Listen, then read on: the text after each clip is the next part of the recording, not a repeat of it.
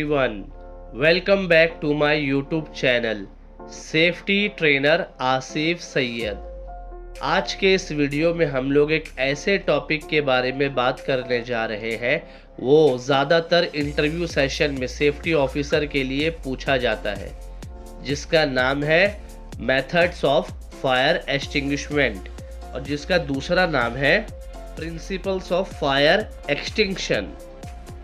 बिना किसी देरी के आइए वीडियो को शुरू करते हैं। लेकिन मेथड्स ऑफ फायर एक्सटिंग्विशमेंट को शुरू करने से पहले हमें कुछ बातों का ध्यान रखना होगा ताकि हमें इस क्वेश्चन को लेकर कोई भी कंफ्यूजन ना रहे। फायर रिलेटेड मैंने बहुत सारे वीडियोस अपलोड कर चुका हूं। आप इस वीडियो को और भी अच्छे से समझने के लिए उन वीडियो को जाके देखें ताकि आपको क्लियर समझ में आ जाए। जैसे कि व्हाट इज़ फायर, फायर क्या होता है। दूसरा क्वेश्चन है what is the fire triangle. तीसरा क्वेश्चन है what is the fire tetrahedron और इसी टेट्राहेड्रॉन को फायर स्क्वायर भी बोलते हैं। और चौथा how to use fire extinguisher, यानी कि आग को बुझाने के क्या मेथड है। अक्सर गलती ज़्यादातर लोगों की यहीं पे होती है।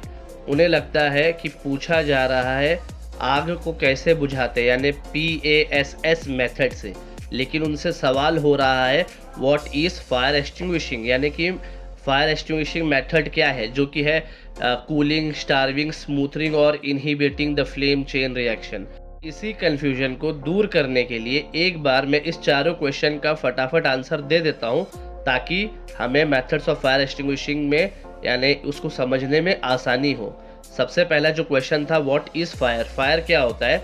देखिए, fire is a short of chemical chain reaction.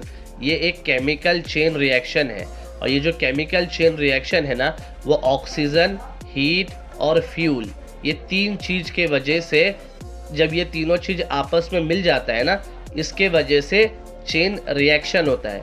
अब चेन रिएक्शन होने के वजह से हीट और लाइट प्रोड्यूस होता है, जिसको एक्सोथर्मिक भी बोलते हैं, उसके वजह से ही फायर होता है। तो ये सिंपल क्वेश्चन हो गया फायर का। दूसरा है फायर ट्रायंगल क्या होता है। देखिए, फायर ट्रायंगल यही है ऑक्सीजन, हीट और फ्यूल, ये फायर ट्रायंगल है। अगर ये तीनों चीज़ आपस में कंसिस्ट हो जाएगा यानी जुड़ जाएगा तो फायर होगा। अगर इसमें से कोई भी एक एलिमेंट को या कंपोनेंट को हम निकाल देंगे तो फायर स्टॉप हो जाएगा। इसको बोलते हैं फायर ट्रायंगल। अब फायर टेट्राहेड्रॉन क्या होता है या फायर स्क्वायर क्या होता है। पहले ऑक्सीजन, हीट एंड फ्यूल, ये तीन एलिमेंट को फायर ट्रायंगल बोलते थे। इसमें अब एक और कंपोनेंट जुड़ गया, ये केमिकल चेन रिएक्शन। तो ये चारों चीज़ को मिला देंगे तो इसका नाम हो गया फायर टेट्राहेड्रॉन, या दूसरा नाम है इसका फायर स्क्वायर। अब कंफ्यूजन वाला question how to extinguish fire, अगर ये कहेगा तो हम कंफ्यूज हो सकते हैं। हो सकता है हम कूलिंग, स्टार्विंग और स्मूथरिंग वाला आंसर दे देंगे, लेकिन इसमें वो बोल रहा है कि हाउ टू एक्सटिंग्विश फायर, यानी कि अगर पास मेथड पूछ रहा है तो हम बता सकते। इसीलिए मैं चाहता हूं कि आप गौर से क्वेश्चन को समझना इंटरव्यू के दौरान, उसके बाद ही अपना आंसर यानी सामने वाले को, इंटरव्यूअर से बताना। तो आइए बिना किसी देरी के वीडियो को शुरू करते हैं। हमारा आज का क्वेश्चन है what are the methods of fire extinguishment. Fire extinguishment की क्या मेथड्स है। देखिए, मेथड्स ऑफ फायर एक्सटिंग्विशमेंट की बात करूँ तो सबसे पहले आएगा कूलिंग, दूसरे नंबर पे आएगा स्टार्विंग या तो स्टारवेशन, थर्ड नंबर पे आएगा स्मूथरिंग और चौथे नंबर पे आएगा चेन ब्रेकिंग रिएक्शन यानी कि इनहिबिशन। अब हम देखते हैं एक एक करके कि कूलिंग क्या होता है, स्मूथरिंग क्या होता है, स्टार्विंग क्या होता है, चेन ब्रेकिंग रिएक्शन क्या होता है। देखिए, सबसे पहले नंबर पे है कूलिंग मेथड। कूलिंग मेथड का मतलब ये है कि ये मेथड जो है ना, रिड्यूस करता है टेम्परेचर को, फायर का टेम्परेचर को उसके इग्निशन पॉइंट के नीचे लेके आता है। वो कैसे लेके आएगा कि उसके ऊपर पानी डाल दिया जाएगा या तो फिर कोई और कूलिंग एजेंट डालने से वो फायर का जो टेम्परेचर है वो बिलो हो जाएगा इग्निशन पॉइंट के, तो उससे क्या होगा, फायर रुक जाएगा। तो अभी हमने देखा कि कूलिंग मेथड में ये समझ में आया कि रिमूवल ऑफ हीट एलिमेंट, यानी हीट एलिमेंट को रिमूव कर दो कूल करके तो फायर स्टॉप हो जाएगा। कैसे होगा, अगर फायर का टेम्परेचर इग्निशन पॉइंट तक पहुंच जाता है तो फायर स्टार्ट हो जाता है। तो मैं क्या करूंगा, उसको कूल कर दूंगा, उसको इग्निशन पॉइंट के टेम्परेचर तक फायर को पहुंचने ही नहीं दूंगा, तो फायर ऑटोमेटिक स्टॉप हो जाएगा। तो ये था कूलिंग मेथड का। अब हम दूसरा देखेंगे, स्मोथरिंग मेथड।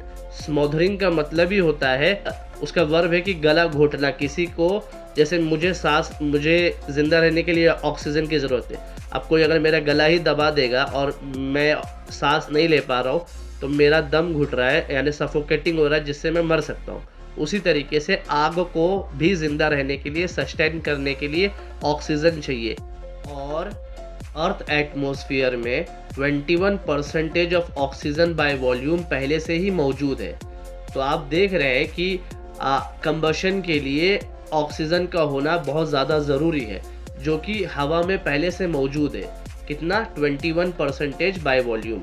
लेकिन आग को लगने के लिए, यानी आग को सिर्फ 16% ऑफ ऑक्सीजन की ज़रूरत होती है। कहीं कहीं 12% ऑफ ऑक्सीजन बाय वॉल्यूम से लेके 16% ऑफ ऑक्सीजन बाय वॉल्यूम ही चाहिए होता है, यानी 21% मौजूद है। तो और आग लगने के लिए सिर्फ 16% चाहिए, यानी ऑक्सीजन का जो एलिमेंट है ये पहले से मौजूद है। तो ये भी एक खतरा है। तो अगर ऑक्सीजन का कॉन्सेंट्रेशन को हम लोग उसको फॉल कर देंगे उस रेंज से, यानी 16 से नीचे कर देंगे या 12 से नीचे कर देंगे, तो क्या होगा, फायर स्मोल्डर हो जाएगा, यानी उसका दम घुटेगा और फायर एक्सटिंग्विश हो जाएगा। और ये कैसे किया जा सकता है? या तो मैं उस फायर के ऊपर कवर कर दूंगा फायर ब्लैंकेट से, या तो सैंड से, या तो कोई भी केमिकल एक्सटिंग्विशिंग एजेंट से, जैसे कि फोम हो गया या ड्राई केमिकल पाउडर हो गया। और अगर मैं ऐसा करता हूँ तो डिप्राइव कर दूंगा मैं फायर को ऑक्सीजन से, तो इससे क्या होगा कि जो फायर का एबिलिटी था जलने का, वो डिमिनिश होने लग जाएगा, मतलब कि कम होने लग जाएगा, और आखिरकार क्या होगा, आग बुझ जाएगा, आग स्टॉप हो जाएगा। तो ये था हमारा स्मोथरिंग मेथड। तो हमने देखा कि कूलिंग मेथड में क्या होता है, रिमूवल ऑफ हीट एलिमेंट, और स्मोथरिंग मेथड में क्या होता है, रिमूवल ऑफ ऑक्सीजन एलिमेंट। अब हम चलते हैं हमारे तीसरे हिस्से में, जो कि है starvation method. Starving method. Starving का मतलब ही है कि भूखा रखना। अब भूखा रखने की बात हो रही है आग को। अब उसको चाहिए होता है फ्यूल जो कि सॉलिड, लिक्विड, गैस और मेटल के फॉर्म में होता है, जो कि would, paper, clothes, gasoline, petrol, diesel, और गैस में प्रोपेन, बुथेन, या मेटल में एल्युमिनियम, ये सब वगैरह हो सकता है। इसीलिए स्टार्विंग ए फायर, आग को उसके फ्यूल सोर्स से दूर रख के, यानी उसको भूखा रखना एक इफ़ेक्टिव एक्सटिंग्विशिंग मेथड है। सबसे अच्छा तरीका है कि दूर कर दो तो आग अपने आप बुझ जाएगा। और मैं इसको कैसे अचीव कर सकता हूँ, मैं क्या करूँगा, जो फ्यूल है ना, मैं उसको वहाँ से रिमूव कर दूँगा, और क्या करूँगा, केमिकल रिएक्शन जो होने वाला था आग लगने के बाद, मैं उसको क्या किया, इंटरप्ट कर दिया। कैसे कर दिया, फ्यूल को और ऑक्सीजन को जो हवा में होता है मैंने उससे हटा दिया। अब मैंने हटा दिया तो अब वो क्या हो गया, इंटरप्ट हो गया। अब इंटरप्शन होने की वजह से आग नहीं लगेगा। अब वो एग्जाम्पल क्या है, देखिए एग्जाम्पल हमारा, अगर किचन फायर की मैं बात करूं, कि अगर हम लोग क्या करेंगे, पैन को रिमूव कर देंगे हीट सोर्स से, तो क्या हो जाएगा, कट ऑफ कर देंगे फ्यूल सप्लाई को। फ्यूल सप्लाई को कट ऑफ हो गया तो आग बुझ जाएगा। अब दूसरा आसान तरीका, मान लो हम अपने किचन में कुछ काम कर रहे हैं, अचानक से हम अपने गैस का जो बटन है उसको ऑफ कर देंगे। जब ऑफ कर देंगे तो बीच में क्या हो गया, इंटरप्शन हो गया। इंटरप्शन हो गया, अब यानी फ्यूल है ही नहीं, फ्यूल नहीं है तो मतलब आग नहीं है। तो ये था एक स्टार्विंग मेथड। अब तक हम लोग ने देखा कि कूलिंग मेथड में रिमूव ऑफ हीट एलिमेंट होता है, स्मोथरिंग में रिमूव ऑफ ऑक्सीजन एलिमेंट होता है, और स्टार्वेशन यानी स्टार्विंग में रिमूवल ऑफ फ्यूल एलिमेंट होता है।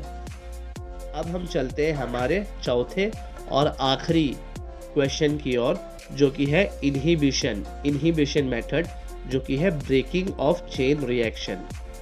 फायर को स्टार्ट होने के लिए 3 एलिमेंट्स की ज़रूरत होती है। एलिमेंट्स कहिए या कंपोनेंट्स कहिए। अब वो 3 एलिमेंट्स क्या है, ऑक्सीजन, हीट एंड फ्यूल।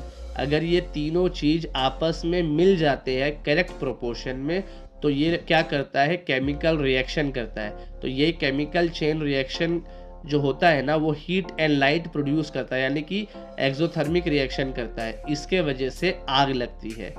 अब अगर मैं इस 3 एलिमेंट्स में से किसी भी एक एलिमेंट्स को रिमूव कर दूंगा तो फायर क्या होता है, स्टॉप हो जाता है। अब मान लीजिए इनहिबिशन मेथड में क्या होता है, अगर मैं ऑक्सीजन, हीट एंड फ्यूल को मैं हटा नहीं रहा हूँ, किसी को भी रिमूव नहीं कर रहा हूँ, अब मैं क्या कर रहा हूँ, इसका अगर मैं केमिकल चेन रिएक्शन को ब्रेक कर दूंगा तो मैं फायर जो सस्टेन है वो अपने आप इंटरप्ट हो जाएगा। अब मैं ये कैसे करूँगा, उसमें कोई भी केमिकल एजेंट को लगा दूंगा, जैसे कि DCP हो गया, ड्राई केमिकल पाउडर हो गया, या कोई भी अदर क्लीनिंग एजेंट को मैं यूज़ कर सकता हूँ। और ये क्या करेगा, इंटरफेयर कर देगा, कंबशन जो प्रोसेस है, जलने का प्रक्रिया है, उसको वो क्या करेगा, इंटरफेयर करेगा, और कोई भी लिविंग रेसिड्यू, कोई भी चीज़ को बाकी नहीं रखेगा जिससे फायर रीइग्नाइट हो सके या फायर हो सके। तो ये था इसका inhibition method, breaking of chain reaction. Video को एंड करने का समय आ गया है, जाते जाते एक बार फाइनल टचअप कर लेते हैं। कूलिंग मेथड में क्या होता है, remove of heat element. Smothering method में क्या होता है, removal of oxygen element. Starvation यानी स्टार्विंग मेथड में क्या होता है, रिमूवल ऑफ फ्यूल एलिमेंट। और इनहिबिशन मेथड यानी कि इनहिबिशन मेथड में क्या होता है, ब्रेकिंग ऑफ चेन रिएक्शन, यानी केमिकल चेन रिएक्शन को ब्रेक करना है, इंटरप्ट करना है। उम्मीद करता हूँ आपको ये fire methods of fire extinguishment का कॉन्सेप्ट अच्छे से समझ में आ गया होगा। बहुत बहुत शुक्रिया आपका इस वीडियो को देखने के लिए। अगर आपको ये वीडियो पसंद आया हो तो इस वीडियो को लाइक करिएगा, दोस्तों के साथ शेयर करिएगा, कमेंट करना बिल्कुल भी ना भूलिएगा। मिलते हैं किसी और वीडियो में किसी और न्यू टॉपिक के साथ, तब तक के लिए गुड बाय, टेक केयर।